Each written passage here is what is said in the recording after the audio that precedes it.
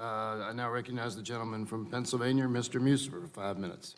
Thank you, Mr. Chairman. Thank you all for being here with us, which is an important subject. It is a shame, however, to have an opening political statement made here professing as a fact that the President of the United States defied the law without any proof or due process.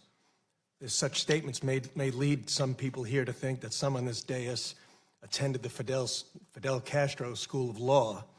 But back to what we're here for, to discuss this important issue.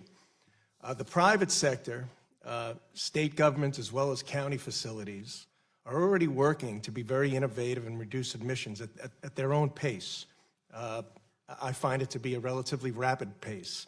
We are seeing the benefits. The U.S. is leading, according to some recent data and reports, reducing greenhouse gases more so than any other country that was in the data pool, which was quite a lot.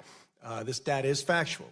In fact, China and India, who are part of the Paris Climate Accord, are responsible for almost half of the increases in global carbon emissions. So businesses in my district sort of get it.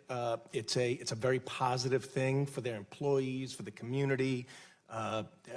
Along with it being a positive, feel-good thing, it's saving them money. They're finding it some great efficiencies. As a matter of fact, Fort Indian Town Gap, a very large Army training facility in my district, home of the Pennsylvania National Guard in Lebanon County, uses both solar panels and geothermal HVAC for the system to lower costs and increase efficiencies in a high percentage of their overall energy use. So we must look at trends and be data-driven, realistic, and also be economically feasible in our solutions. And that's what we all should be here to try to find solutions. So I'd like to start, Mr. Powell, with you. Are you finding American business trends to be in line with what I'm saying and become more efficient, more green, and more cost-effective?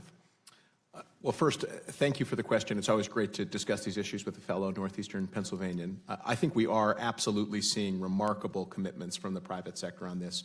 If you just take a look at the utility power generation sector alone, in the past year, we've had a remarkable set of commitments from major utilities to get to 80% or even 100% emissions reductions by the middle of the century. If you look at companies like Xcel and AEP and Southern Company and many others. I think at this point, the Edison Electric Institute estimates that its utility members will have decreased their emissions by 50% by 2030 through the use of new technology and through the switch from coal to natural gas in many cases. So do you have data as to whether or not the private sector or government mandates are making stronger strides? Well, right now, if you look at what's decarbonized the U.S. power sector in the past 10 years, it's down about 30%. And of that 30% reduction, about 2/3 of that does come from the switch of some coal to some natural gas.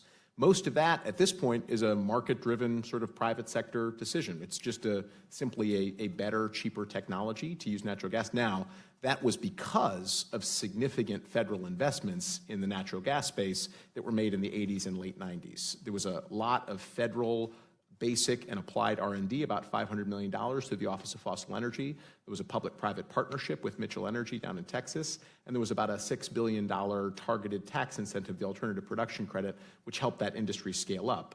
But then we found this better mousetrap. We found a technology that was cleaner and cheaper and better performing than the alternatives, and the private sector's picked it up.